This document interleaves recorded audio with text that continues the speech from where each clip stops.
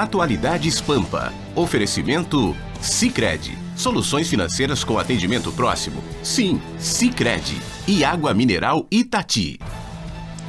Olá, muito boa noite. Já é quarta-feira, já é o dia 23 de outubro de 2019. Como acontece de segunda a sexta, inéditos, estamos entrando no ar com Atualidades Pampa para todo esse estado do Rio Grande do Sul que tem acesso às nossas imagens. Se bem que o mundo tem acesso às nossas imagens, porque você pode acompanhar o nosso programa também pelo Facebook.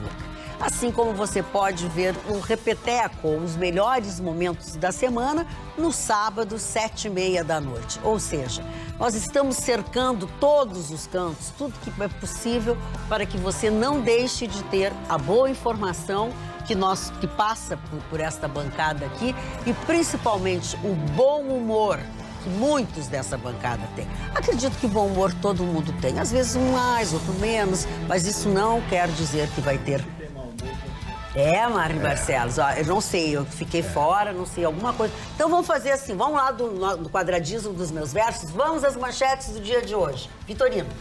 Pois a lenta, gradual e constante recuperação da economia brasileira já começa a aparecer em números. STF suspende julgamento sobre prisão em segunda instância. E o Rio de Janeiro continua lindo em cartão postal, é claro, porque os deputados presos foram soltos pela ALEV, Assembleia Legislativa do Rio de Janeiro. Eu conto por quê. O ranking da competitividade dos estados. Caminhão com 39 mortos é parado nas proximidades de Londres. Prefeitura fecha a parceria e será a primeira cidade a utilizar dados de motoristas de aplicativos para sincronizar semáforos. O paraíso está coberto de óleo. Tá coberto de óleo. Mas faz horas que tu reclama isso aqui, né? Não, eu reclamei inicialmente da letargia do governo federal em relação a algo assim que está destruindo uma parte do país, né? Sem dúvida. Tá Pernambuco, por exemplo, praias maravilhosas, que nem Porto de Galinhas, Praia dos Carneiros, estão sendo assim, pretas as praias. Maragogi, um lugar que eu fui várias vezes na fronteira de Alagoas com Pernambuco, não existe. Pajuçara, uma praia que eu passei minha lua de mel no ano passado, não existe mais. Isso aí é uma destruição do principal que o Brasil teria hoje, que seria o nosso turismo. O Nordeste vai ter um prejuízo muito grande, as pessoas podem estar brincando, que o turismo está começando agora no hemisfério norte, que vem para o Nordeste, Jericoacoara, no outro lado do Nordeste, Ceará, Canoa Quebrada, que é considerada uma praia mais linda do mundo. Tá cheio de óleo, imagina alguém vai aqui se banhar em óleo. Nós temos essas imagens, um absurdo. Estou equivocada, nós temos as imagens. Então, se é o mesmo óleo que eu estou me referindo. Isso aí, das praias do Nordeste. Uhum. São coisas assim que deixam as pessoas estarrecidas, né? E um óleo pesado, não sabe como é, o do Russo antes falou, que é um óleo que tu, de repente, tá engolindo o óleo ali. Né, só para a gente trazer a informação, são 200 praias que já são, então, afetadas no Nordeste.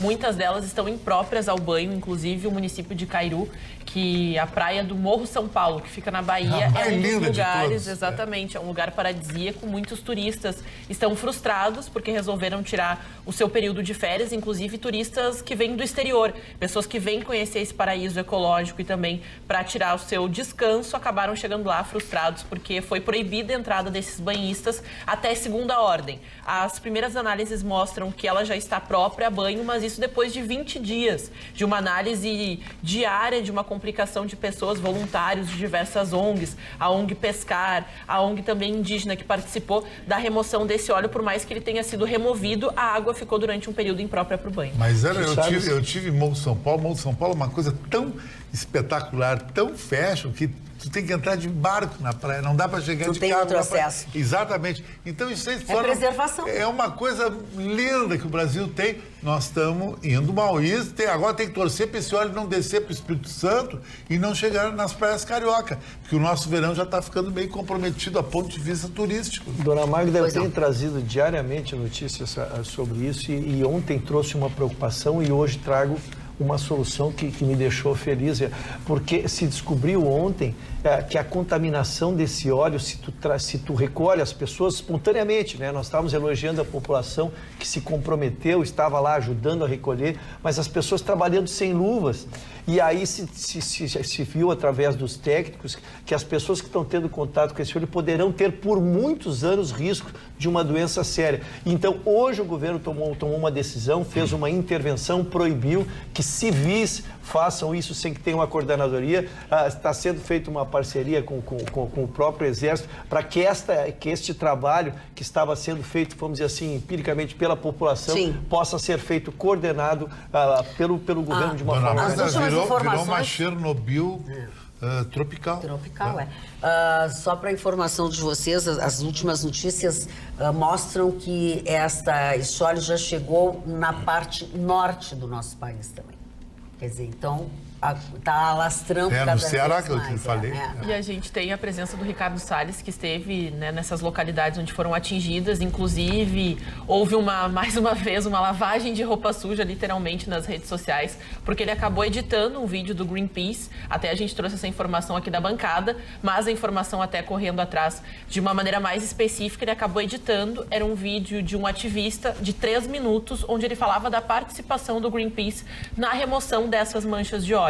Esse vídeo de 3 minutos foi editado por alguns segundos, falando que justamente no momento em que o ambientalista falava que o Greenpeace ele não pode entrar em ação, ele tomar a frente, porque os órgãos responsáveis têm que medir inicialmente qual é o lastro, o que vai acontecer, qual é a periculosidade das pessoas estarem trabalhando nesses locais. A ONG também precisa se organizar, mas através de voluntários, de terceiras ONGs, como a Pescar Bahia, que estava lá no Morro de São Paulo, ele participou dessa remoção, principalmente pessoas do Greenpeace foram até o local ver como isso está afetando a população, porque nós trouxemos as informações. Por que os pescadores foram os primeiros a tomarem a iniciativa de remover esse óleo? Porque eles tiveram uma rápida resposta do mar, da questão dos peixes e da poluição. Como é que eles vão sobreviver se a maneira que eles sobrevivem é pescando, é tirando do mar a sua sobrevivência, e se daqui a pouco esse peixe estará contaminado? Sim. Porque até as informações são que esse petróleo, ele é muito denso, mas com o contato com a água salgada, ele vai virando micropartículas. E essas micropartículas, elas estão presentes na água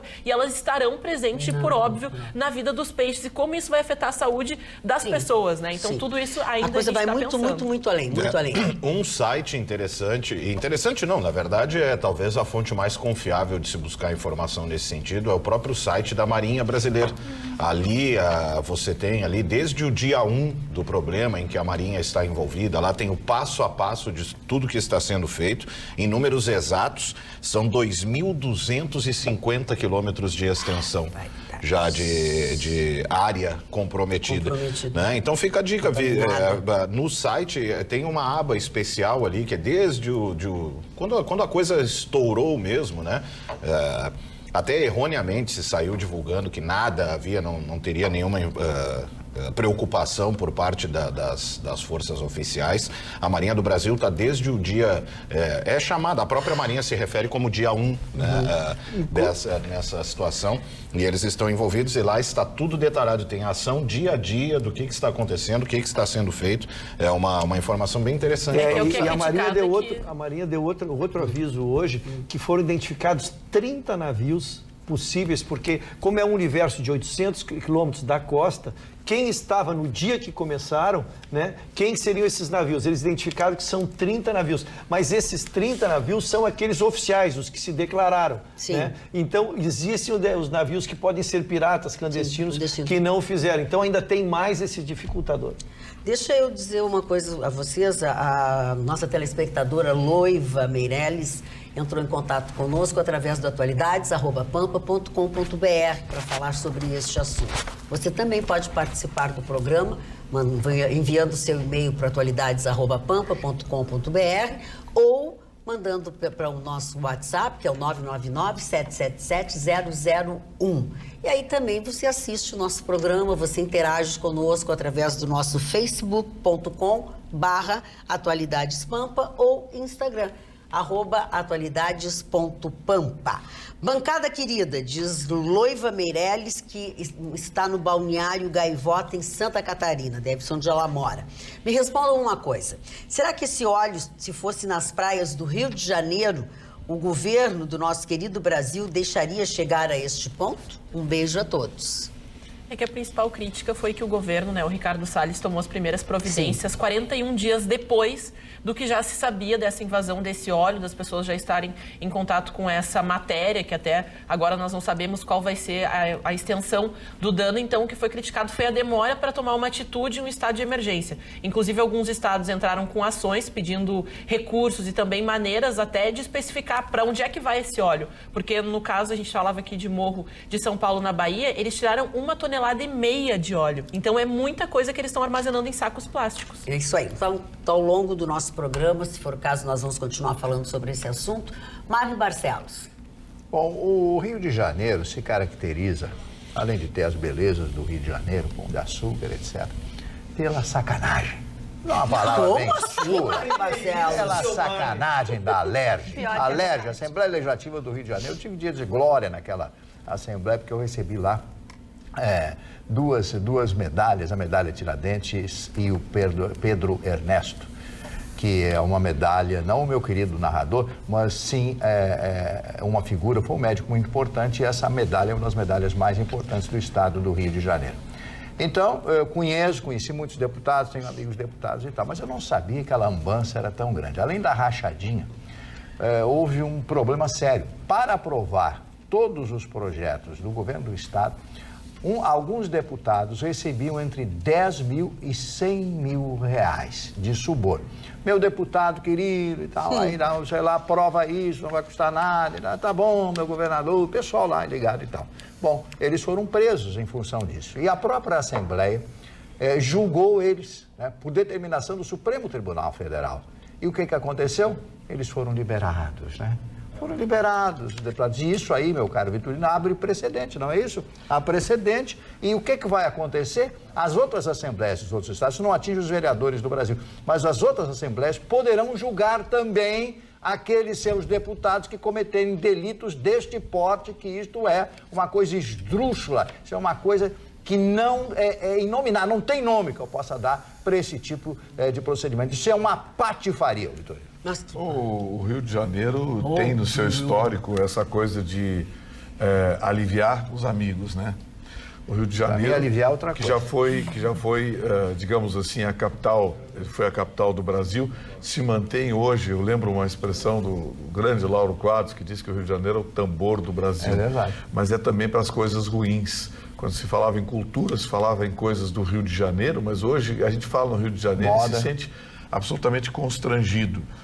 O Rio de Janeiro tem dezenas de estatais, algumas delas que sequer funcionam, mas tem escritório no Rio de Janeiro para que a rapaziada fique alocada lá. Isso começou com a Petrobras há algum tempo, no tempo do Chijaq Weck. Maravilhosa. Lembra o Chijaq Weck? Isso. Chijaq Weck fazia da Petrobras no Rio de Janeiro um verdadeiro castelo de cabide de emprego, onde diretores da Petrobras, grande maioria nomeados, sequer passavam perto da empresa, recebiam verdadeiras fortunas em benefícios e privilégios. Petrobras não começou a ser quebrada agora, de uns anos para cá. Petrobras vem sofrendo pressão há muito tempo. É porque agora, em tempos modernos, já existe concorrência, esse tipo de coisa. A Assembleia Legislativa do Rio de Janeiro, a exemplo do Tribunal de Contas, que todo mundo sabe o que aconteceu. Vocês imaginam o Tribunal de Contas do Estado do Rio de Janeiro, que deveria fiscalizar a atividade política no Rio de Janeiro, estava todo na gaveta. Só uma moça, Dos seis conselheiros, cinco recebiam propina e foram para a cadeia.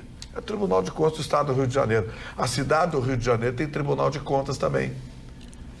Veja, Tribunal de Contas da cidade. Tudo que cabide de emprego para amigo. O Rio de Janeiro, essencialmente, sempre viveu e continua vivendo de dinheiro público. O Rio de Janeiro, Marli, de cada 3 trabalhadores formais, 2, de uma forma ou de outra, estão vinculados a recursos públicos, seja municipal, estadual ou federal. Então, esse tipo de sacanagem que a Alerj fez lá, em liberar a bandidagem, era previsto. Porque lá é o seguinte, se você for sério, não avança. Não adianta nada. Marconi, eu fiquei curiosa com o teu assunto. Pois na verdade eu também fui até me informar. Já temos algo em comum. Já temos algo em comum. Tá vendo aí? Não, o que acontece? A vanguarda do atraso aqui em Porto Alegre às vezes acerta. Sim. Né? Assim, a gente está aqui ainda na ansiedade daquela de ter essa tecnologia moderna, de ter um relógio que marca a hora e temperatura também. Interessante. Então logo nós chegaremos aí ao futuro. Né? Mas enquanto isso, a gente tem aí alguns acertos, né? É uma parceria da prefeitura, entre a prefeitura e a 99, né? Que é uma empresa de transporte urbano que pertence agora a um conglomerado chinês chamado Didi Chuxing. É só da 99. Esse modelo, sim. Tá, ok. A Uber tem também algo parecido, mas dessa forma, né, vai ser agora, vai utilizar os dados dos motoristas de aplicativo para também, é claro, aplicado isso a muito estudo, né? Obviamente, tem muita matemática também envolvida nisso, para sincronizar os semáforos aqui da capital e dar mobilidade ao trânsito, né? Porto Alegre aí vem padecendo, qualquer pessoa, não precisa nem dirigir hoje para perceber que Porto Alegre colapsou, né, em relação ao trânsito.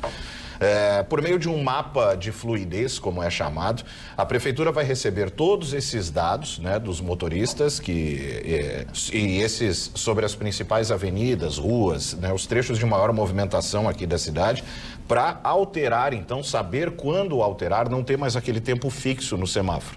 Né, 60 segundos no vermelho, 60 segundos, não. Vai depender da mobilidade e da movimentação. Nessa primeira etapa do projeto, 1.300 semáforos serão monitorados pela empresa. Até agora, 300 em fase de teste já estão sendo, né, de certa forma, monitorados. Com esses dados, então, a prefeitura vai ter mais ferramentas para intervir aí junto com a EPTC, para implementar melhorias para a vida da cidade, para agilizar a cidade toda, porque isso vai além do trânsito, né? Sim. Isso envolve outros dados, outros detalhes da vida de cada um. A empresa iniciou essas conversas ainda em 2017, né? Já faz 2 anos que a prefeitura vem envolvida com isso. Outras cidades também já estão no alvo da 99, mas escolheram Porto Alegre para começar. Esse sistema, só para a gente ter uma ideia, ele foi criado por engenheiros e cientistas das universidades de Michigan e da Califórnia, lá nos Estados Unidos, e aprimorado com o poder público de cada cidade envolvida, né? Michigan e Califórnia. Imagina. E a 99 fez questão de destacar que essa é a primeira vez que a empresa vai testar isso fora da China. É a primeira vez e Porto Alegre é o exemplo aí para ser utilizado. Modelo. Na segunda etapa, então, né, a empresa garante uma otimização sistêmica dos semáforos, ou seja, é a empresa que vai sugerir o tempo ideal para cada sinal, seja vermelho, amarelo ou o verde. Não vai dar certo. Não vai dar certo. Viu? Temos mais algo em comum aí. Não vai dar certo.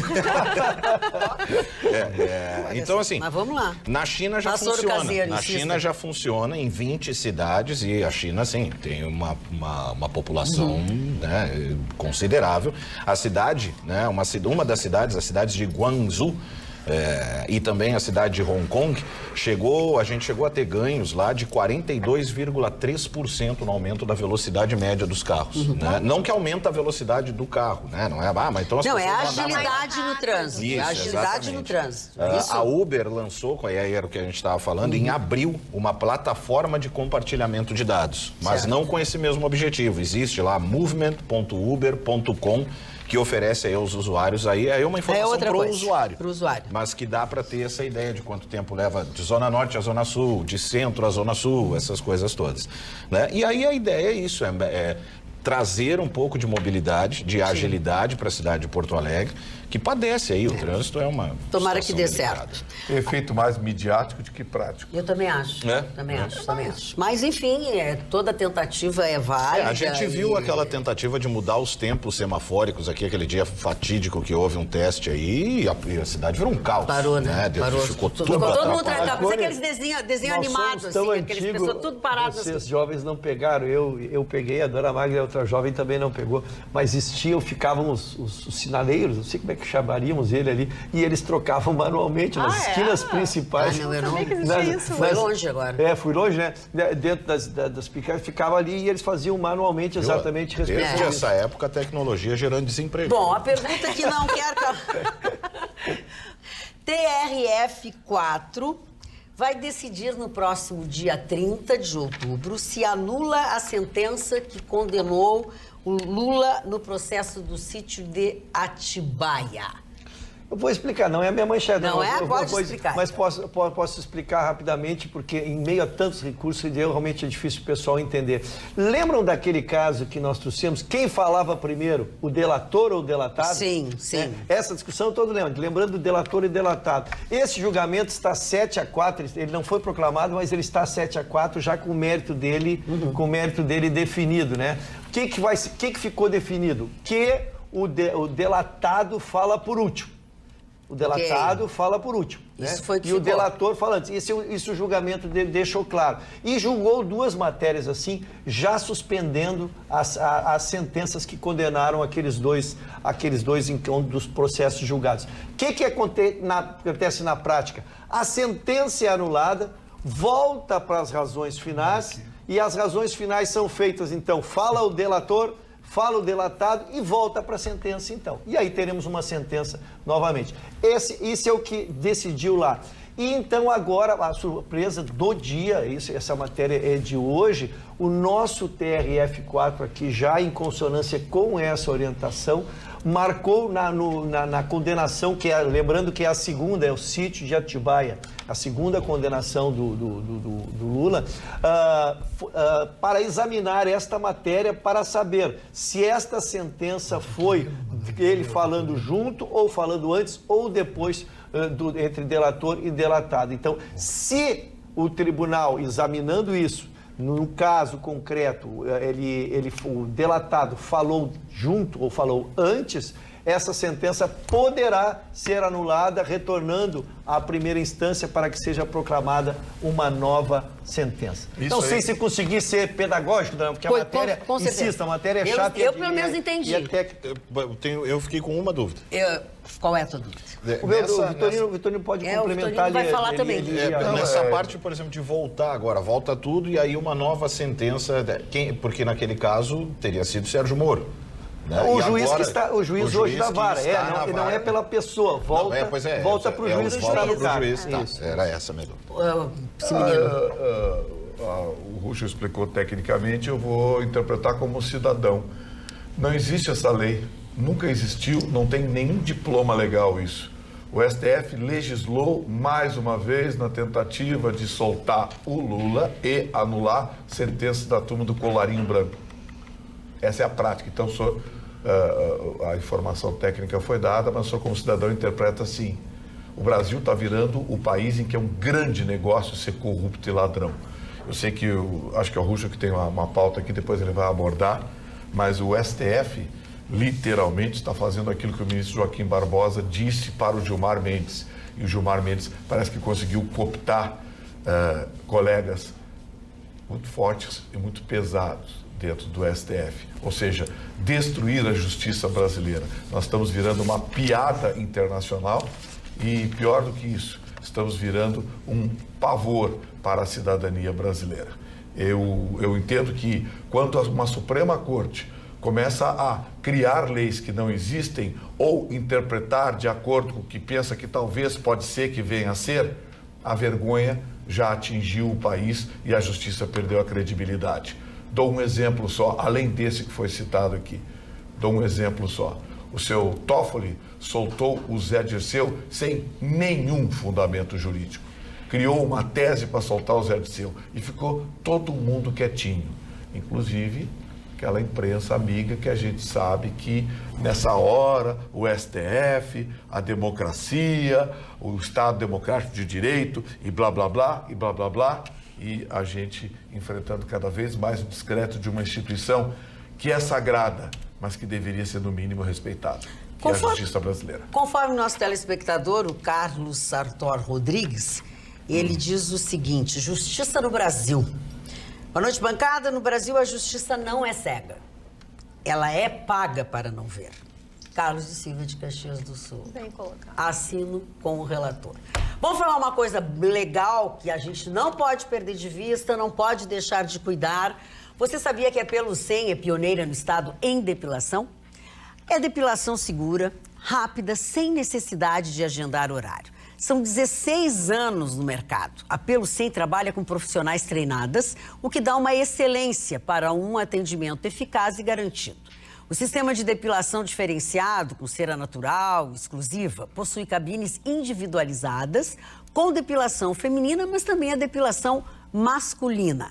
E, além disso, executa a depilação egípcia, aquela que se usa para cortar com linha, né?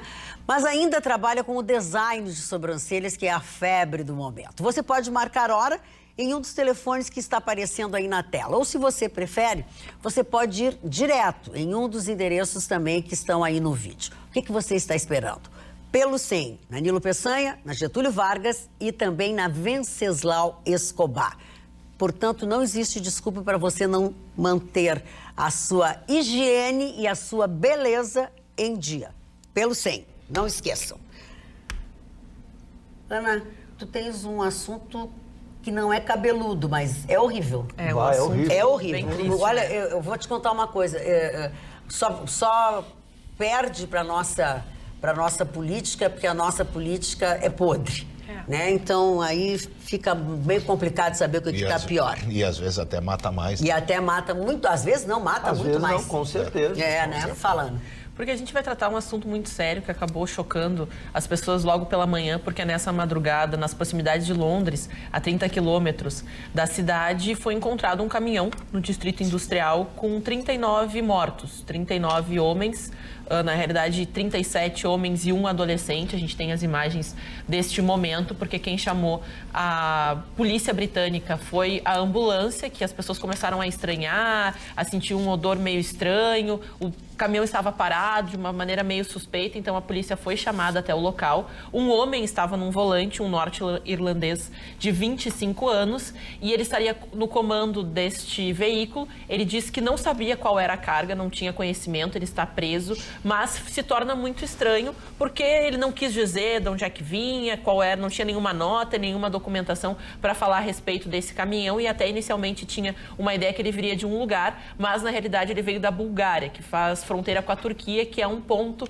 onde tem bastante imigração ilegal. O que se tem inicialmente é dificuldade para identificar quem são essas vítimas, porque elas não tinham nenhuma espécie de documentação. Então esse processo vai ser bastante demorado e é a prioridade agora das autoridades britânicas de descobrir exatamente quem são essas pessoas, para depois tentar se desvendar qual era o intuito, qual era o transporte, se elas embarcaram vivas, se elas já embarcaram mortas. Todo esse processo será feito depois, porque agora a prioridade é avisar famílias e entender quem são essas pessoas que estavam no caminhão.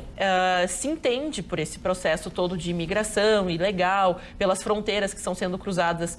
Isso pode ser um processo, porque já vinha acontecendo há alguns anos, nos anos 2000, uma situação muito parecida, um caminhão também, mas dessa vez com 58 asiáticos, atravessou as fronteiras, pegou a mesma balsa, então o processo é muito parecido. Então se entende agora, inicialmente, que é um processo de imigração ilegal, mas choca, porque as pessoas estão fazendo de tudo para sair das suas localidades, porque seja por conflitos, porque as principais pessoas que fazem essa travessia são asiáticos, pessoas do Oriente Médio e também pessoas que vêm da África.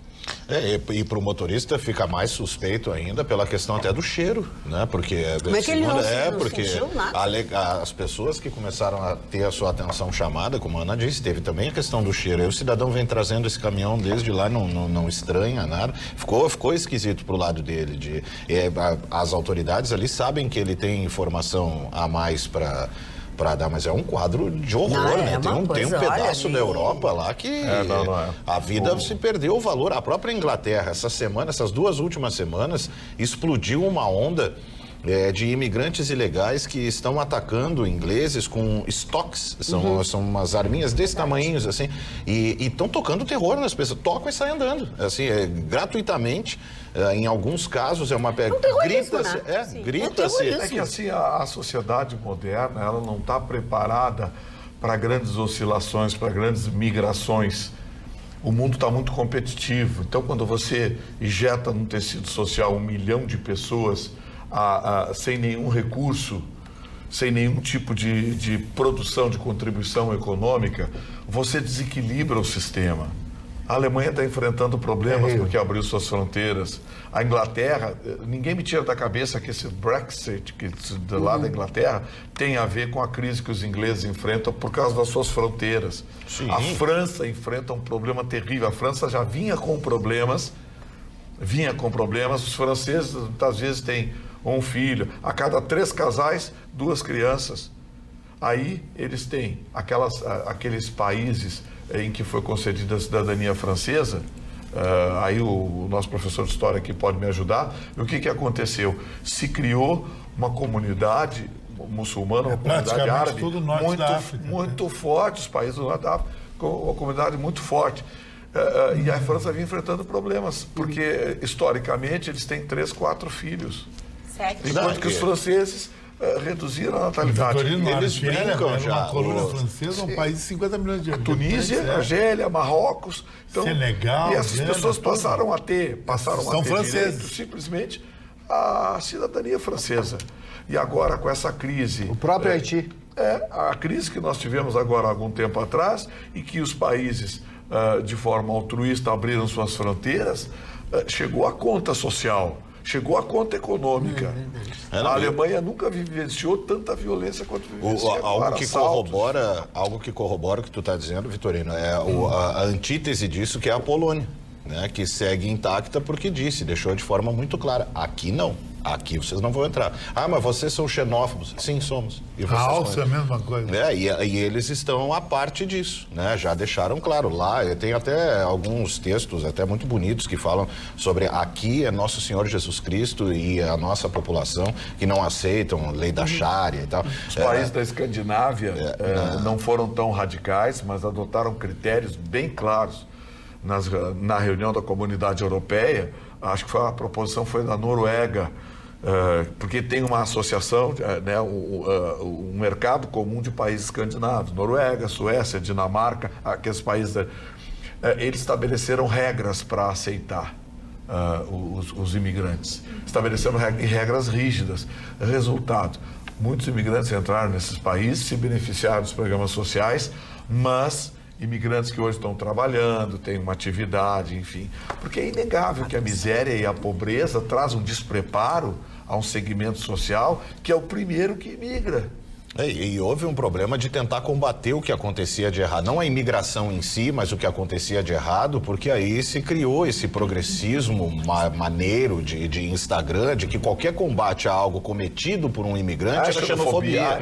E aí se taxava de xenófobo uma medida que era extremamente necessária. Quer fazer alguma consideração, Roberto? Não, eu estava acompanhando o raciocínio só para comentar que em famílias muçulmanas a média de filhos é 7 filhos por família.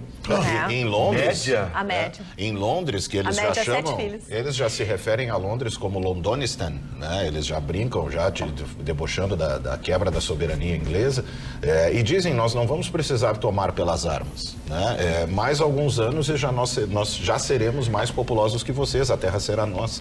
E aí entra o coitadismo. Deixa eu indicar só um documentário excelente, ele tem até no YouTube disponível, tem a versão legendada e a não legendada. Chama-se Obsessão, né? Ou Obsession, que fala um pouco sobre isso, né? Sobre essa invasão muçulmana. Tem no YouTube, a maneira mais fácil de se encontrar. Obsessão. Procure aí, dê uma observada. Não é a obsessão que você tem pela Atualidades Pampa que ele está se referindo. Ele está se referindo a outra obsessão, sim, mas sim. Essa de nos acompanhar pelo facebook.com/atualidadespampa também é muito boa. Ou também no próprio YouTube, que tem o endereço É youtube.com/TV Pampa. Você acessa lá, coloca no sininho da notificação para saber sempre que estivermos ao ar, seja com o Jornal da Pampa, o Pampa Debates ou Nossa Atualidades Pampa. Por 3 a favor da prisão em segunda instância e 1 contra do ilustre ministro Marco Aurélio Mello, primo do seu Collor, se encerrou hoje a votação. Amanhã tem mais. Faltam 7 dos 11 ministros. Muito juridiquês e criticaram quem os critica. Falaram sobre as ameaças de greves e até do artigo 142 das Forças Armadas restituírem a lei e a ordem em caso de protestos violentos. É uma novela mexicana esta votação, diz o nosso telespectador Manuel Azevedo. E eu assino com o relator. E de extremo mau gosto essa novela. A diferença só entre a novela é que na novela mexicana o bandido morre no final e tem final feliz. Não, mas aqui os bandidos são... O nosso relator fez nosso telespectador Manuel Azevedo. Bem legal, de uma linguagem mais popular, né? A gente está trazendo o julgamento, né, que começou na quarta passada e hoje efetivamente começaram os votos. Primeiro falou a AGU, a Advocacia Geral da União, depois a PGE, Procuradoria Geral, todos pedindo a prisão em segunda instância. Mas eles não votam, eles só falam. E aí votou primeiro o relator, o Marco Aurélio Abril, fazendo um voto pela não prisão em segunda instância. E depois seguiram-se 3 votos. 3 votos nós anotamos, dona Magda, porque nós temos um controle de cada um, né? O Alexandre Moraes, o Fachin e o Barroso, então, pela prisão em segunda instância, está 3-1. Deixa eu só agregar para que as pessoas não se percam. Esta decisão ou esta votação é para soltar o ex-presidente Lula. Isso é uma coisa que tem que deixar bem claro. Isso, a consequência. Eu anotei 3 nomes. Anotei então 3 nomes de. Não, mas a gente vai. É bom porque a gente vai dando de uma forma claro. mais divertida, se é que possa ser. A consequência de se não tiver a prisão em segunda instância poderá ser a soltura do ex-presidente Lula, mas não soltam o ex-presidente da Câmara, o Eduardo Cunha, e não sai mais um que é um nome também proeminente. Sérgio Cabral também não consegue pegar essa barbada, dona Maria. Então, mais uma vez, é para soltar o Lula. Trazendo dos que pode ser. Então, relembrando, nós temos voto amanhã os 7, como disse o nosso telespectador aí, em ordem, a Rosa Weber, o Luiz Fux, Carmen Lúcia, Lewandowski, o GM, que eu chamo sempre, o Celso Mello e o Dias Toffoli. Então, esses 7 votos, este placar, dona Magda, se aguarda a voto de uma ministra, eu diria até de 2 ministras, a Rosa Weber e a Carmen Lúcia. Eu acho que as mulheres poderão, porque os demais já se sabe o Fux. O Fux vai ser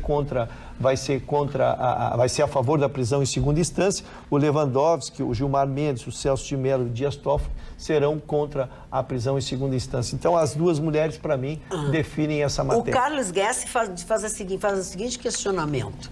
O problema é que os 2, o delator e o delatado, são delatados. E aí, como fica? Pergunta o Carlos Augusto. É que a questão a gente não gosta de falar no juridiquês, mas quando saiu esse julgamento, foi muito discutido isso, né? Foi muito discutido, mas eles, por 7-4, decidiram, então, que aquele que delata, e como ele está delatando, contando coisas do outro, o outro precisa falar por último para ter a oportunidade de se defender. E o Rafael Neto disse assim, estou apavorado com tanto julgamento desse Supremo. Essa coisa existia antes, hein? Diz ele. Não, Rafael, não existia assim, não. É que essa é bem dirigida.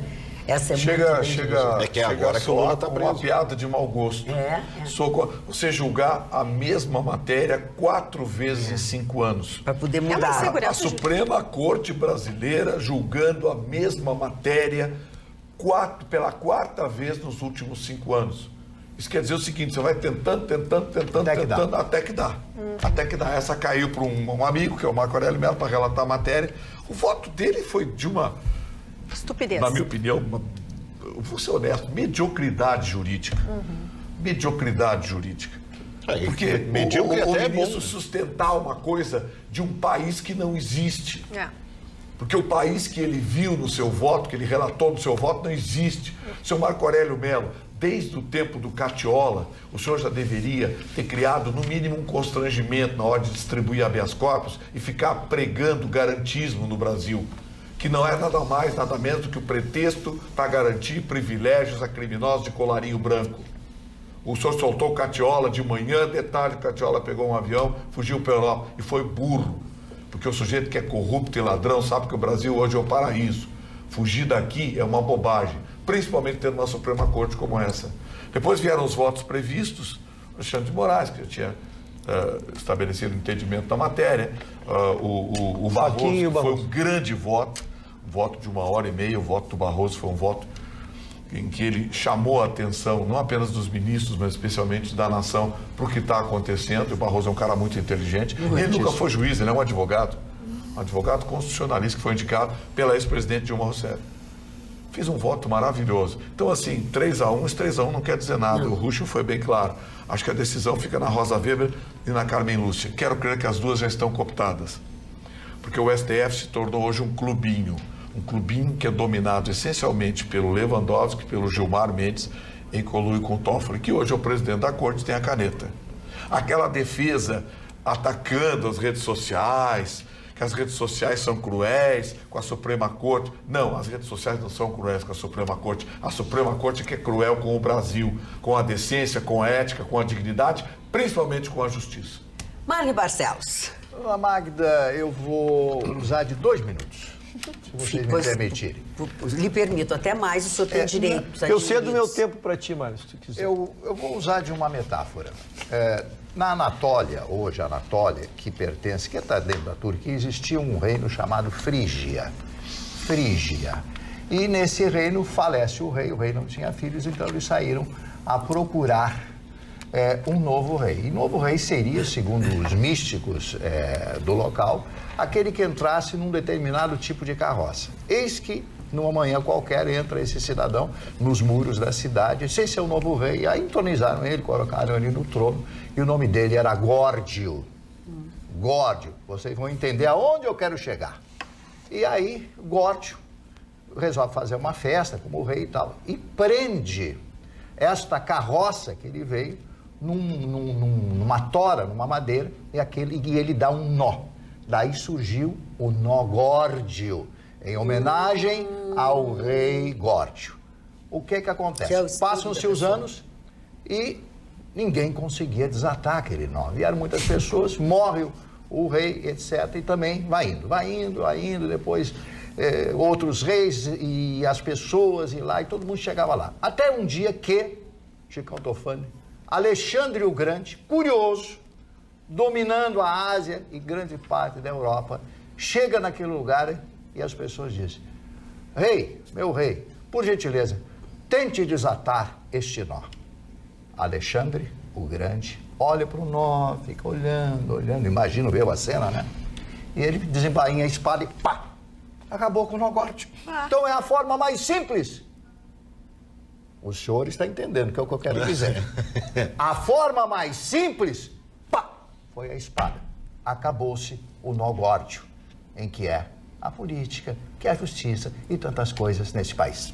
É bom, inteligente, esse Marli Barcelos é um espetáculo. Obrigado. Eu sou fã. Esse país, o Frígia, eu conheço. Quem nasce... frigideira. Na Frígia. Se for mulher, a frigideira. Se for homem, é frígido, não é isso? E aí estabelece entre o casal uma frigidez. E desse reino foi também rei... Se for avó, é fritadeira. O rei Midas. Ah, esse eu gosto desse rei Midas. Eu até hoje não Já que falamos do rei Midas, vamos passar o assunto da Roberta. Mas o que o meu assunto tem a ver com... mas não sei, tu tá sempre falando dos dinheiros. É verdade, mas nós temos, essa semana teve uma apresentação bem importante na Bolsa de Valores para investidores sobre o ranking de competitividade dos 27 estados da nossa federação.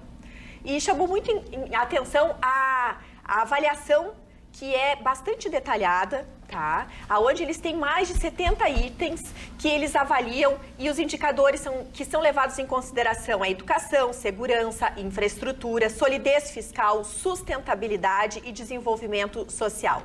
De uma forma geral, em termos esse ranking que nós estamos mostrando ali, né, Roberto? Você está falando sobre isso. Exatamente. De uma forma geral, né, os estados que são mais competitivos, ou seja, que têm uma saúde média, nas suas finanças, na sua gestão, são os seguintes. Em primeiro lugar, São Paulo, que é o nosso maior PIB.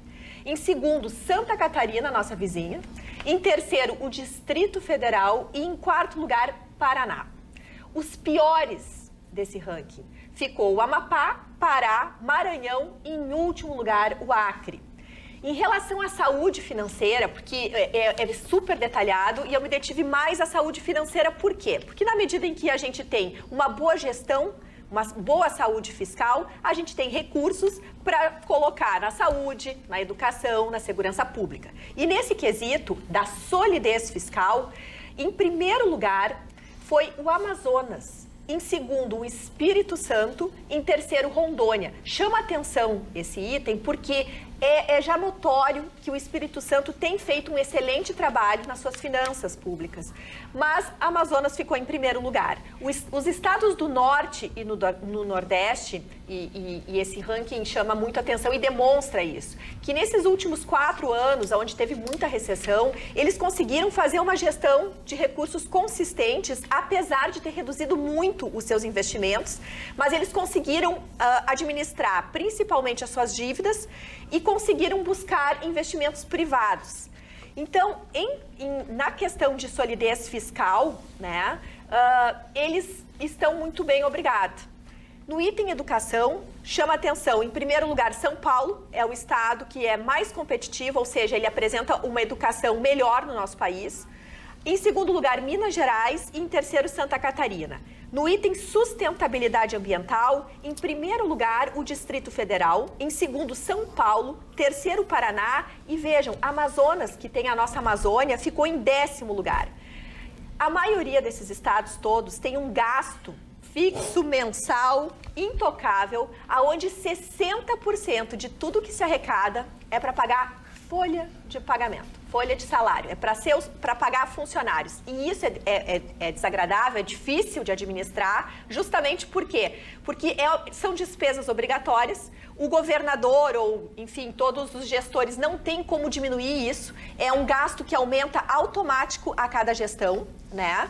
E por isso que é muito importante, agora, terminada essa votação da reforma da Previdência, se fazer as reformas estruturantes, entre as quais a administrativa e a tributária. Para quê? Para gerar uma solidez e uma possibilidade de sobrar recursos para investimentos. Os estados que investirem em empreendedorismo e serviços vão conseguir sair desse sufoco que todo mundo está vivendo. Olha só, prezada Magda, prezada bancada, diz o nosso telespectador Carlos Eduardo da Silva Pinto. Quando as leis da Constituição não são sinônimos de justiça, quando a Constituição não traduz a justiça, é hora de revolução. Gostaria de trazer a reflexão de todos para as piores atrocidades da humanidade que foram praticadas na forma da lei da escravatura ao nazismo, Mário Barcelos. É verdade.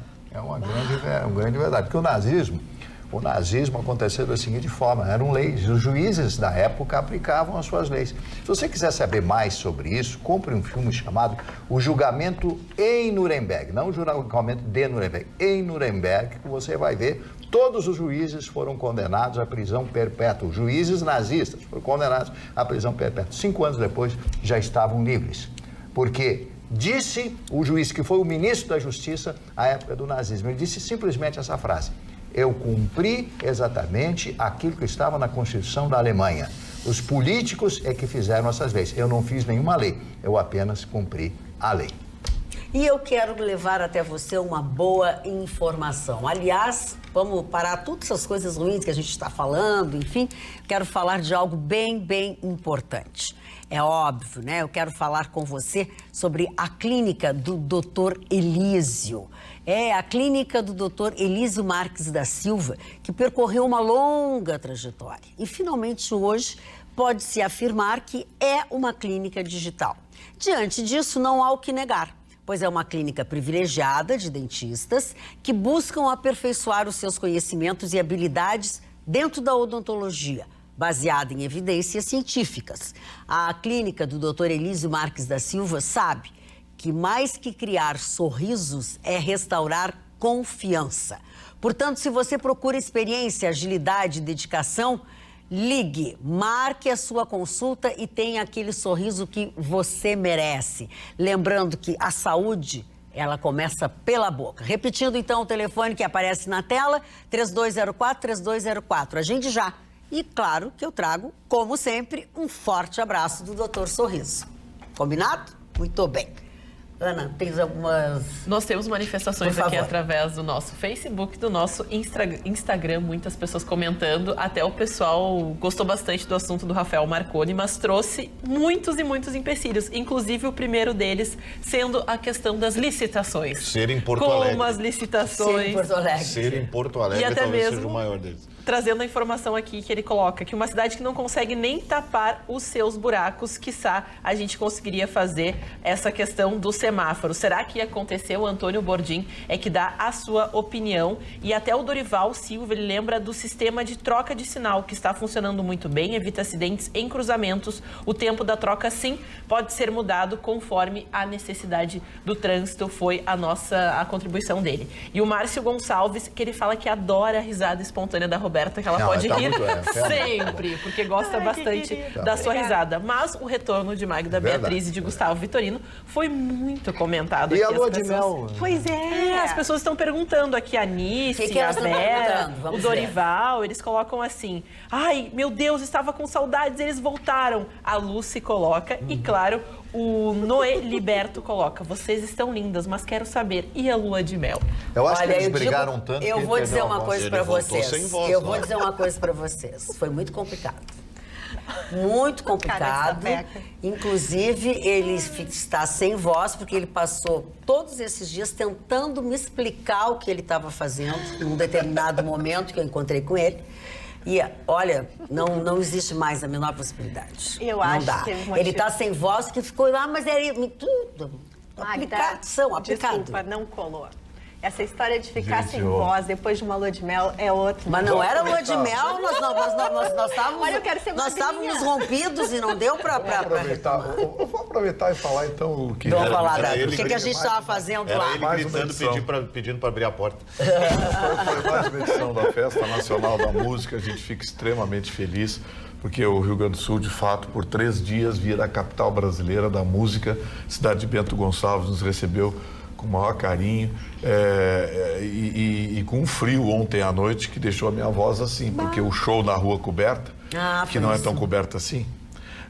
Não, a rua é coberta, mas acontece que a população que estava lá não, era muito além da extensão de milhares de pessoas da Rua Coberta. Eu diria que foi algo assim, a casa das 20 mil pessoas na Rua Coberta. Mais ou menos. E eu que apresentei o show. E o espetáculo deveria terminar, deveria ser assim, de 6h30, 7 horas até umas 10 horas, e foi até quase meia-noite. Só que a temperatura desabou em Bento Gonçalves a partir de 8h30, 9 horas da noite. Eu estava com uma camisa assim como essa aqui, uma camisa simples, e como eu estava apresentando, não dava para... Não preciso dizer para vocês o que aconteceu. Aí depois eu entrei no Salão Nobre, claro, a dona Magda Beatriz estava no quentinho, né? No quentinho, bem assessorada, coisa e tal. Ela que foi. Eu sou menina, a menina tem que estar melhor. Foi a apresentadora do Salão Nobre. Mas mais uma vez o evento foi maravilhoso.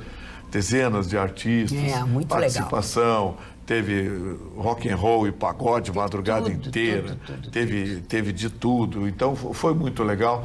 Mais uma vez a gente se orgulha de ter realizado a Festa Nacional da Música com um absoluto sucesso. Parabéns, Fernando Vieira e a equipe dele. E a cada ano ela melhora, né? Ela se supera numa série de coisas. Esse ano, então, no próprio hotel, onde ela acontece nesses 2 últimos anos, o próprio hotel fez uma adequação da sua recepção, onde todos se viam, todos se participavam, e realmente foi muito a logística bonita. A logística ficou ficou melhor, maravilhosa. Né? O hotel cresceu, o hotel fez mais quartos. E tem uma coisa muito bacana que acontece. Estamos falando de Bento Gonçalves. Que acontece em Bento Gonçalves, que é exatamente isso. Ao lado do hotel é o Teatro da Casa de Cultura e do outro lado a Rua Coberta. Então, a festa acontece praticamente numa mesma quadra e foi muito legal. Como destaque, 2 frases maravilhosas. Uma do Sérgio Lorosa, que disse o seguinte: gente, ninguém confessa, mas se não fosse o meu violão, eu era virgem até hoje. Sérgio Amoral. E a outra que eu achei a mais espetacular da festa, a gente estava jantando e o maestro Eduardo Lages, a gente estava sentado, estava jantando com o maestro Eduardo Lages, e chegou um rapaz de um grupo musical, acho que do Paraná ou de Minas Gerais, fã do Eduardo Lages, veio dar um abraço dele e disse: pô, maestro, que alegria conhecer o senhor é o maestro do Roberto Carlos, né? O Eduardo Lages virou para ele e disse: não, ele é que canta na minha banda. Adorei. É verdade, né? Olha, e assim, o top de linha de todos esses nossos comentários é que a festa é tão boa, tão bem organizada pela equipe da VF Produções, Fernando Vieira, o Fernandinho, toda a equipe, e também a Manu, Manuela, Zanza, e a equipe toda equipe. Maravilhosa, que vai ter uma edição agora no próximo mês de maio no Rio de Janeiro. Vai ter uma edição da Festa Nacional da Música no Rio de Janeiro.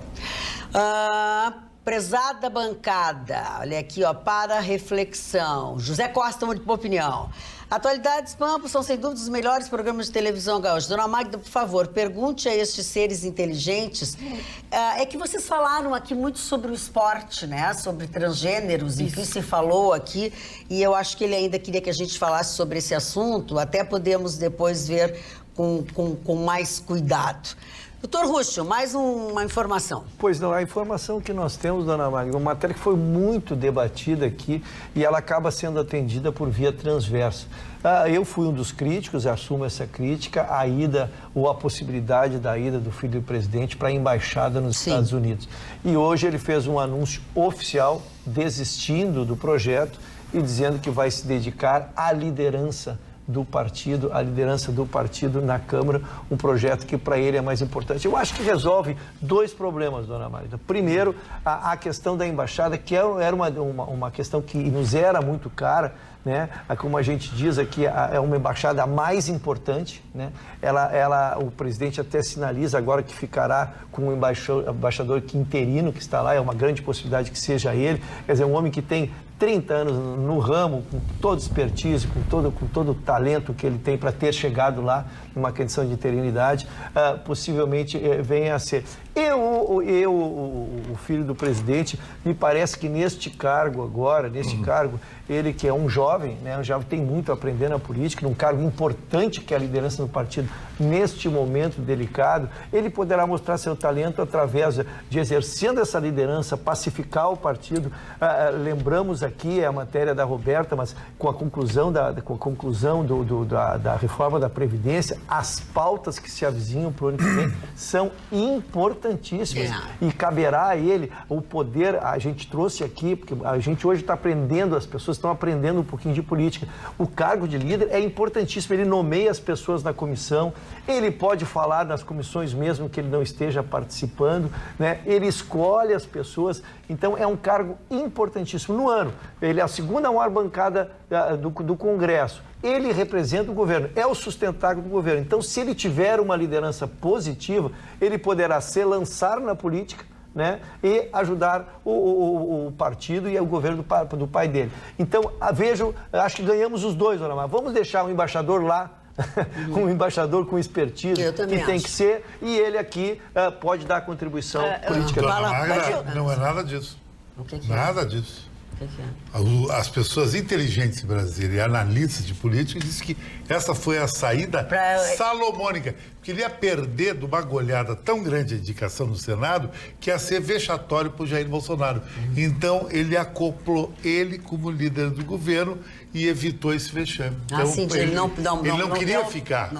É uma tese interessante essa, né? Faz sentido, né? De repente, sabia que ia perder. Então, eu vejo por aí também. É uma tese interessante, mas o que o Eduardo vai fazer politicamente é começar a estruturar um novo partido. É muito importante. É um novo partido. Ele vai tentar estruturar um novo partido, vai pegar a turma do Bolsonaro, ou pelo menos que continua com ele, e deixa os oportunistas todos para trás. E o que não falta é oportunista e traidor. Roberta, Magda, seguindo o que o Rússio estava nos trazendo, só para nós termos uma ideia, realmente há um pacote de medidas a ser levada, principalmente pelo Ministério da Economia, nas próximas semanas. E o ministro Paulo Guedes vai se reunir nos próximos dias com o presidente da Câmara e com o presidente do Senado apresentando a ele todos esses projetos.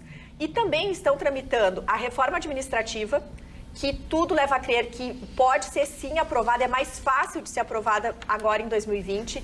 Temos a reforma tributária, que aí sim há uma grande negociação, mas também a PEC paralela, que inclui estados e municípios nessa reforma da Previdência, que já está em andamento no Senado, possivelmente passa rápido no Senado, aí tem a questão da Câmara, e também, por fim, a independência do Banco Central, que é um golaço se a gente conseguir isso, em termos de sustentabilidade e principalmente de demonstrar a força, a pujança da nossa economia se descolar das questões políticas. No momento que nós temos um Banco Central independente, a gente vai ter uma moeda forte, independentemente do governo. Então, isso é uma decisão que vai repercutir muito futuramente, não é só agora. Então, são medidas bem importantes e transformadoras. Deixa eu fazer uma leitura que um telespectador mandou aqui para nós, eu quero fazer a leitura. Essa frase, ela é de 1920. Ela é a frase de uma filósofa russa-americana, judia, fugitiva da Revolução Russa, que chegou aos Estados Unidos na metade da década de 1920, que a mim parece que... não é. Me parece que cai como uma luva nesse momento. Ela tem origem judia polonesa? Exatamente. Russa, não falou russa? Ela é russa? Russa. Ela é Ayn Rand. Ela diz o seguinte: quando você perceber que para produzir precisa obter autorização de quem não produz nada, quando comprovar que o dinheiro flui para quem negocia não com bens, mas com favores, quando você perceber que muitos ficam ricos pelo suborno e por influência, mais que pelo trabalho, e que as leis não nos protegem deles, mas, pelo contrário, são eles que estão protegidos de você, quando perceber que a corrupção é recompensada e a honestidade se converte em autossacrifício, então poderá afirmar, sem temor de errar, que a sua sociedade está condenada. Tá, Vitorino? Eu tinha visto já essa frase. É porque ela foi uma das pessoas que sentiu o ovo da serpente. O comunismo, a partir de 1917, com a pregação da igualdade, você não pode igualar desiguais. Você tem que dar oportunidades iguais, mas igualar com a caneta desiguais, você extingue a meritocracia, você extingue o processo de evolução natural de uma sociedade. E ela tinha um pensamento muito nesse sentido. Você falou 1920, apenas 3 anos depois da Revolução Russa de 1917. Ela foi fugida, né? Ela fugiu e claro que ela tinha uma opinião comprometida a um drama pessoal, né? Ela fugiu, enfim, mas esse pensamento dela é muito realista mesmo. Realista. É muito realista. As pessoas simplesmente adaptam a uma realidade do mundo moderno e veem que é muito complicado. Olha, por exemplo, as pessoas costumam dizer a China, porque a China é isso, que a China é aquilo. Sim, a China é uma potência, o governo chinês é rico, Mário. A China é maravilhosa, coitado. Mas como é que estão os chineses? Falar nisso, tu viu, Chicão, o escândalo com Tarantino agora, com a China? O filme mais recente dele a ser lançado Era Uma Vez em Hollywood, eu acho, se não me engano, agora ele vai lançar essa versão. A filha do Bruce Lee não gostou do personagem estereotipado e o governo chinês disse que não. O Bruce Lee é um ícone na China. Sim, pois é, por isso que ela não gostou. E aí o Tarantino, só que com o Tarantino ele disse... O Tarantino é heavy metal, né? E ele disse... então não passa aí, não tem interesse nenhum. Não tem interesse nenhum que vocês vejam. O Tarantino nos maiores gênios. Mas agora de novo, que depende do ponto de vista, né? Depende do estilo de cinema que ele faz, de quem gosta, de quem não gosta. Depende, não é unanimidade, não é... Ele faz filmes extremados, né? O Bastardos Inglórios, por exemplo, ele criou uma realidade paralela, Hitler, um universo paralelo. Mas é mais uma vez, agora tem a Ubisoft, que é uma produtora de jogos de videogame, também estão proibidas de terem seus trabalhos, né, lançados lá. Começou ontem a Liga Norte-Americana de Basquete, a China já disse que não vai transmitir enquanto o presidente do Houston Rockets não se pedir perdão pela declaração dele.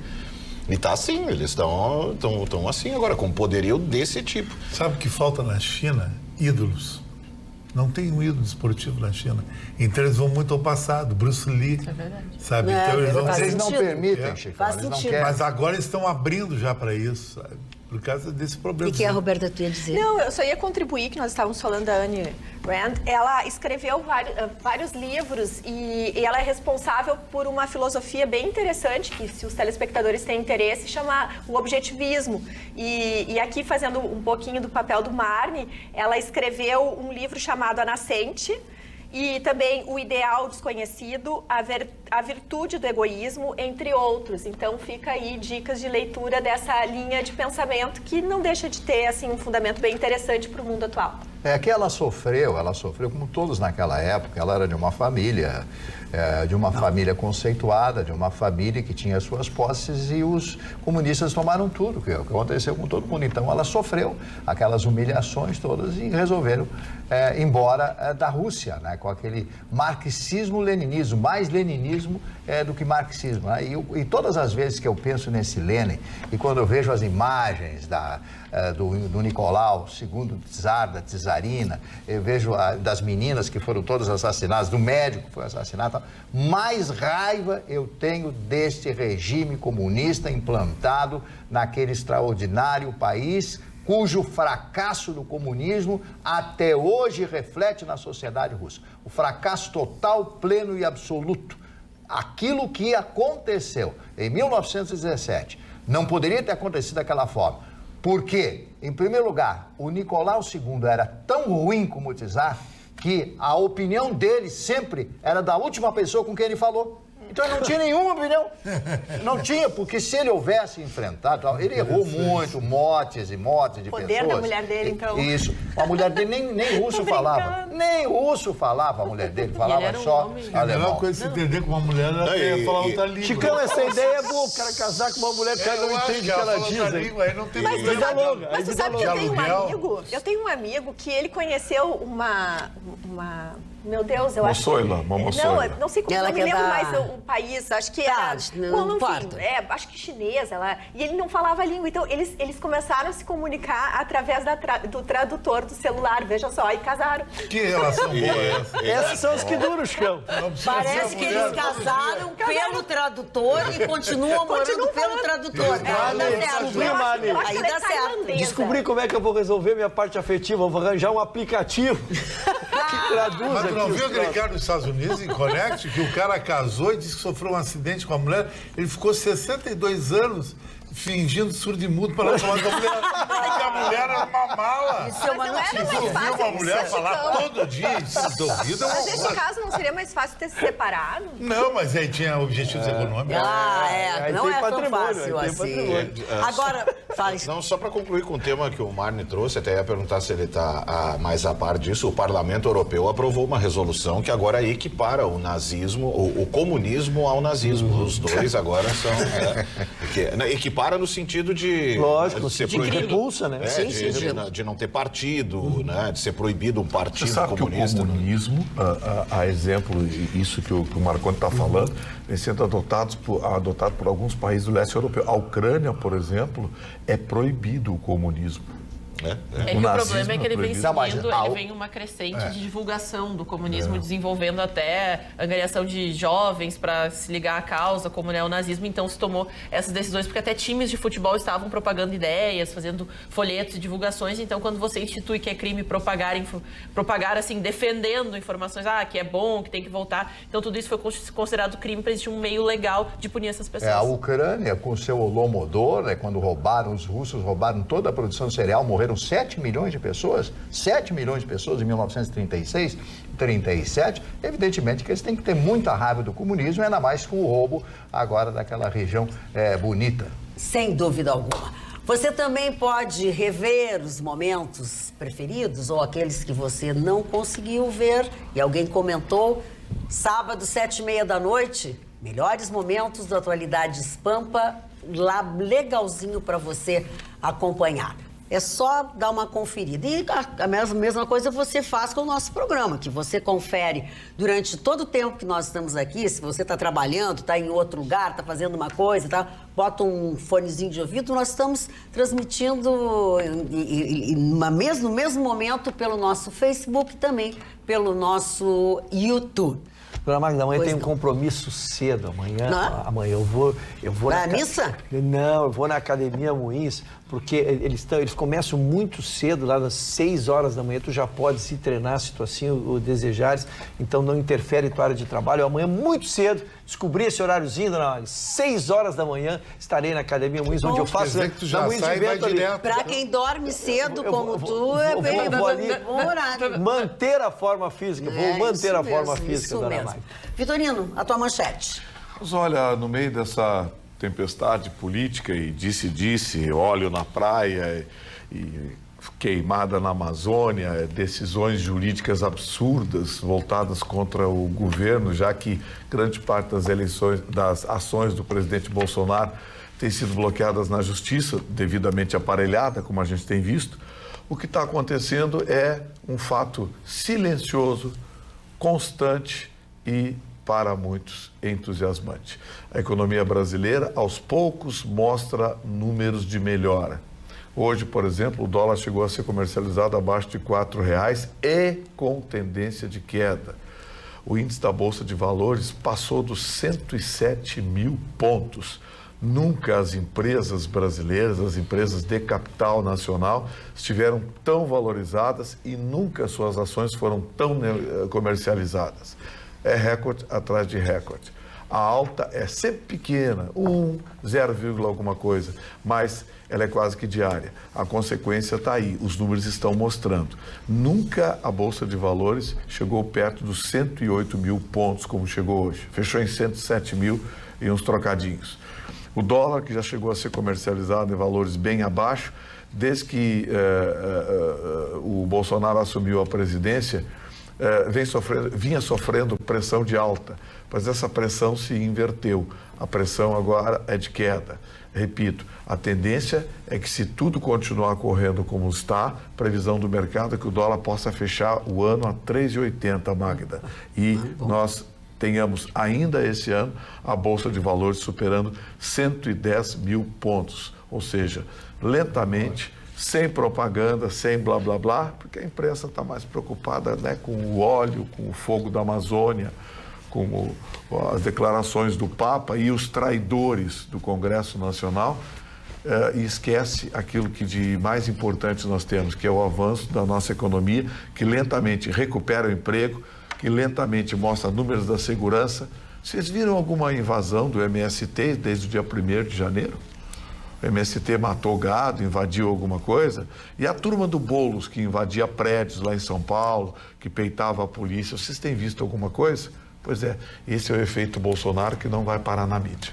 Gustavo, ontem até eu trouxe esses dados bem específicos sobre a valorização dessas estatais e também o saneamento que o governo federal está fazendo desde o início da sua gestão nestas estatais para poder valorizá-la em termos de mercado e também poder vendê-la, porque casa muito com essa viagem que o presidente Bolsonaro está fazendo pela Ásia. Então, é muito promissor. Realmente, o mercado é um constante crescimento, é devagar para frente, né? Agora nós temos um gargalo aí muito importante que tem que ser superado. Magda, o nosso sistema bancário hoje se tornou quase um clubinho seleto. É verdade. Já vem, né? Eu não vou dar nomes aqui, mas são 5 bancos. São 5 nomes, 5 bancos, 2 deles estatais, que transformaram o mercado bancário, o sistema financeiro, num clubinho. O Banco Central, o Bolsonaro, o Guedes tem que agir nisso, atrair mais instituições ou liberar carta patentes para pequenas instituições que comecem a operar em outros segmentos. Eu acho muito importante isso, porque sempre que você suprime a concorrência, você tende a criar um clubinho perigoso que bota preço, lobby, que transita influência, né, Marlinhos? Em Brasília de forma assustadora. O lobby da Febraban em Brasília uma vergonha. O presidente do Banco Central, o Roberto Campos Neto, deu uma entrevista há poucos dias atrás dizendo que esse é o foco do Banco Central. Então, a gente se sente também, de certa forma, bastante otimista nesse sentido, porque ele quer construir um sistema bancário que seja competitivo, que atenda esses milhões de pessoas que são desbancarizados, que não têm banco, são mais de 60 milhões de pessoas. É verdade, é o termo que se usa, né? Então, na realidade, assim, o presidente do Banco Central está focado nisso e ele está utilizando, inclusive, essas novas financeiras que são as fintechs, que tem uma forma de chegar ao consumidor de uma forma barata para pressionar os bancos. Tanto é que nunca se fechou tantas sedes de banco, nunca os consumidores de banco estão deixando de fazer transações para fazer pessoalmente, como eles fazem através de aplicativos, através do seu celular. Então, há uma conjuntura que vai propiciar que, se Deus quiser, isso aconteça. Porque o país assim, Roberta, realmente é uma farra ter 5 bancos Roberta, dominando o nosso mercado financeiro. Queria uma coisa, acontecer outra. Ele vai enfrentar um segmento muito perigoso. Eu não vou dar nome aqui, mas a Ana citou algum tempo atrás um tal de um banco virtual que está fazendo um buraco no mercado e fazendo esses bancos institucionais fazer água. E vem mais instituições como essa. O problema é a fiscalização. Nós chegamos a esse ponto porque o Banco Central aliviou a fiscalização em cima dos bancos, eles fazem o que querem.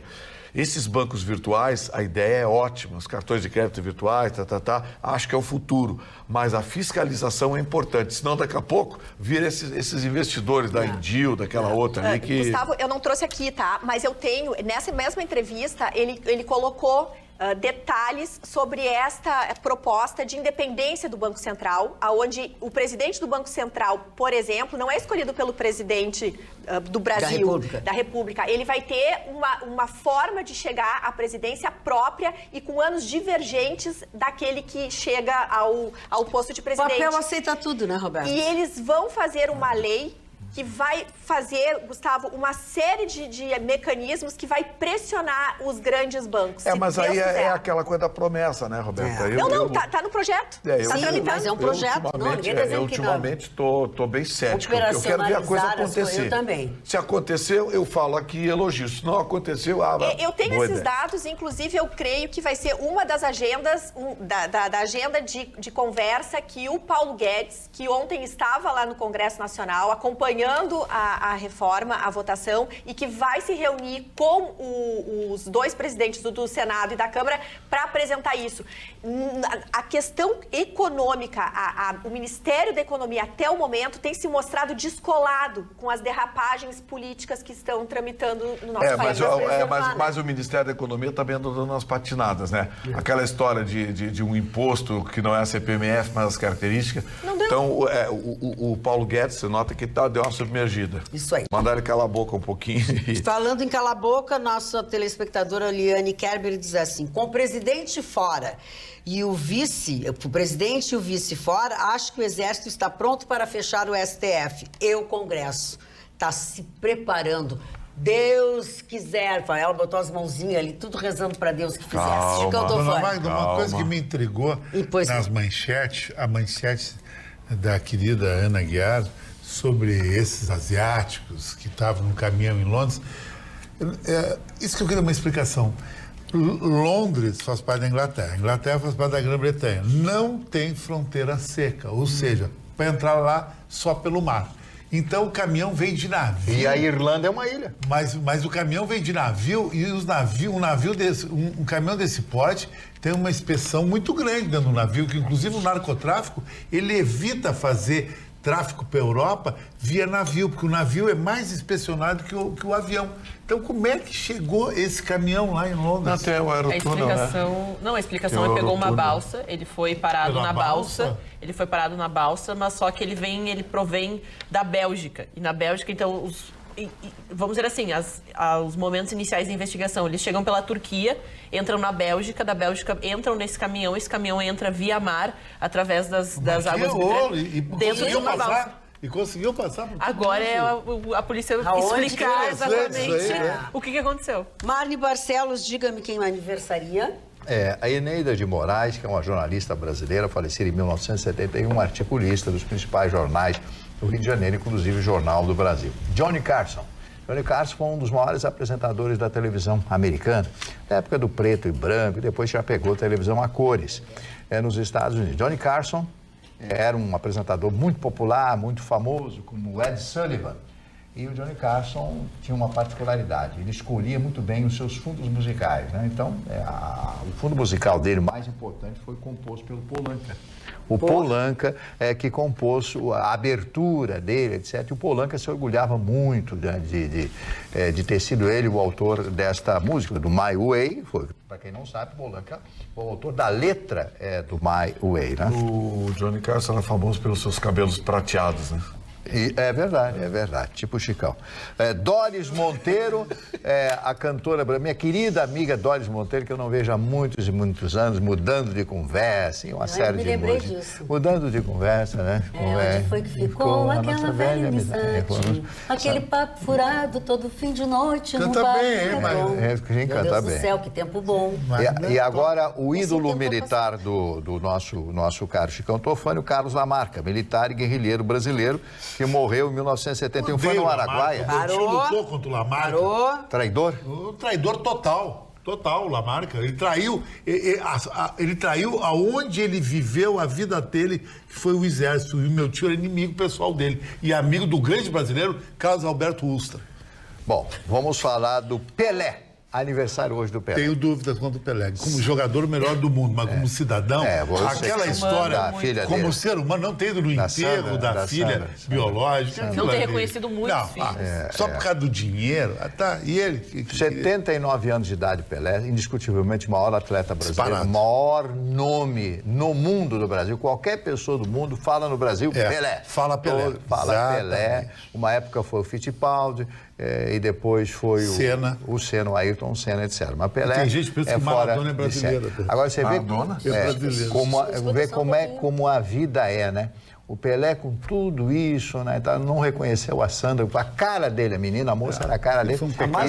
E esse filho dele vai pra cadeia, marginal, e ele chorando. Olha, eu ouso dizer para vocês que o Rei Pelé,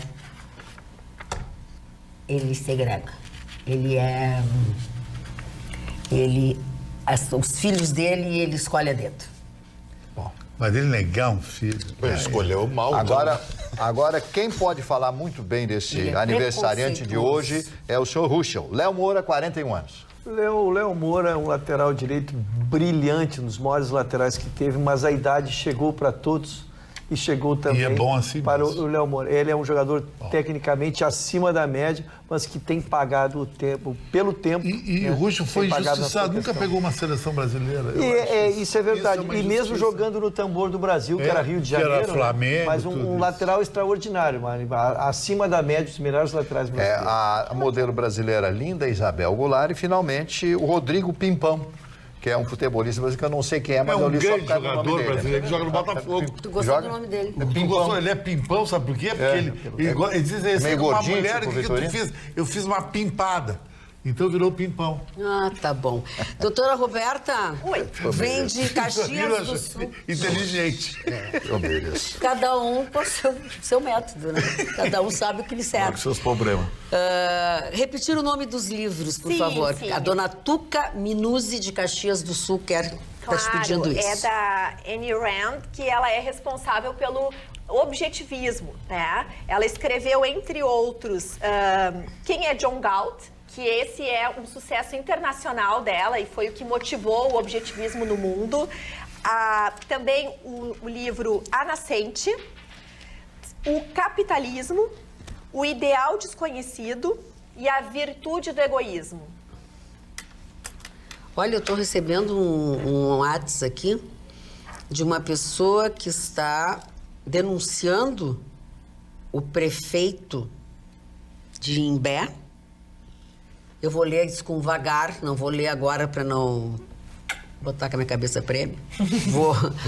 Vou ver bem direitinho, depois volto a esse assunto com vocês. Puxa, por favor. Dona Magda, só para a doutora Roberta já falou da notícia também, que nós tivemos hoje a aprovação da reforma da Previdência, né? O presidente, o Alcolumbre, o presidente do Senado, vai esperar a volta do presidente do país para promulgar com ele na Previdência. Eu me preocupei em ver o que se manteve ainda, né, antes de a gente, porque o valor esperado era 1 bilhão e 300, ele acabou caindo para 800 milhões em 10 anos, e eu fui ver porque, na verdade, as alterações mantiveram algumas coisas ainda. Então, o que foi mantido ainda? Aquele abono de 2 salários mínimos ainda segue. A Previdência Rural não foi mexida também. Também aquela aposentadoria para quem tem mais de 65 anos e não é uma pessoa desprovida de bens. Então, ela terá direito a isso. Então, ao devolver essas benesses aí que foram acertadas, ou seja, pela Câmara ou pelo Senado, foram cortando valores. Eu termino essa reforma, dona Magda, dizendo que sem o que eu disse no primeiro dia, né, me faltou conhecimento técnico para fazer uma avaliação. A gente espera que dê certo, que melhore, que alavanque a economia do país. Tenho muito medo, porque foi um cheque em branco, eu não vi ninguém abalizado nos fazendo uma análise como se esperava. Eu esperava que nós tivéssemos pessoas técnicas analisando as consequências. Então, a gente tem uma expectativa que economizaremos 800 bilhões em 10 anos. Então, a gente acredita que se for isso, porque foram suprimidos muitos direitos em nome da manutenção do sistema. Se for isso, que bom. Mas a análise mesmo, nós teremos que esperar 3, 4 anos para poder olhar para trás e ver o que aconteceu. Ana? Vamos falar um pouco, né? A gente trouxe ontem a informação das manifestações que aconteceram no Chile. A gente teve um desdobramento, nós aumentamos os números de mortos, passou para 18 mortos, inclusive uma criança que foi morta por um motorista que passava num protesto, ele estava embriagado, acabou atropelando o pai desta criança e a criança acabou falecendo, mas o desdobramento político da situação é que o presidente foi a público pedir desculpas aos seus compatriotas, dizendo que a visão do governo foi equivocada e que ele apresentou uma série de reivindicações que eram das categorias, das pessoas que estavam protestando, solicitavam mudanças agressivas no governo. Ele acabou cedendo a todas essas pautas, inclusive na questão da aposentadoria, da isenção fiscal, da diminuição do valor do transporte público, que já tinha sido uma das suas colocações para negociação com o movimento. O movimento não quis negociar, ele aumentou as benesses e os pedidos, mas ele não tirou o estado de emergência, o que possibilita que o Exército esteja nas ruas cumprindo, né, o toque de recolher. Muitas pessoas estavam nas ruas, estavam até em deslocamento, perderam os seus horários. Já são mais de 592 pessoas presas por não respeitarem o toque de recolher e por supostamente terem atentado com violência contra o Exército. Isso acabou preocupando muitos chilenos, que foram às ruas com a preocupação agora de uma ditadura militar que acabou assombrando. A gente fala de 75 até os anos 90, então as pessoas temendo novamente esse regime ocupam agora as ruas, mas de uma maneira bem mais pacífica, como o Chicão trouxe, que estava se tornando uma anarquia, com pessoas que estavam quebrando o patrimônio público. Agora não é mais essa realidade, as pessoas estão se manifestando de maneira pacífica através do panelaço e de protestos mais tranquilos, sim, para evitar esse tipo de situação lá no Chile. Essa turma que está fazendo essa agitação lá são os sindicatos, as chamadas organizações sociais, movimentos sociais, coisa que a gente sabe como é que funciona, que aqui no Brasil está cheio. Aqui no Brasil, o que está se vendo é o seguinte: o aparelhamento da máquina pública... Mas lá eles conseguiram o que iam, né? Mas eles nem estão permitindo. Aqui no Brasil, por exemplo, o que eles estão fazendo aqui? Está todo mundo quieto, porque o aparelhamento da máquina pública está resolvendo. O Rodrigo Maia e o Alcolumbre, no Senado e na Câmara Federal, já mostraram a sua cara há um bom tempo. Então, a ideia, quando eles deram aquela entrevista, um olhando para a cara do outro, rindo, dizendo, o Bolsonaro vai ter que nos aturar mais 3 anos. Bom, a turma da esquerda adorou. Bom, temos aqui mercadoria à venda. Agora, eu volto a explicar amanhã. Voltamos amanhã, logo depois do Jornal da Pampa. Estejam conosco. Tenham todos uma boa noite e até lá.